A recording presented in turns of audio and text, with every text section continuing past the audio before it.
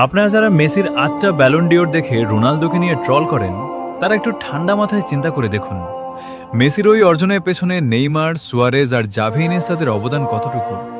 ধরতে গেলে তো ওটা একটা মেশিনের মতো সেট করা টিমের সাফল্য। কিন্তু আমাদের CR7-এর যা কিছু আছে সব তার নিজের ঘাম ঝরানো অর্জন। আপনাদের কি মনে নেই ২০০৮ সালের কথা? আপনাদের কি মনে নেই ২০১৮ সালের সেই অবিশ্বাস্য পারফরমেন্সের কথা? এই মানুষটা যেখানেই গেছে একাই ইতিহাস পাল্টে দিয়েছে। কারো দয়ায় নয়, নিজের দমে রাজা হয়েছে সে।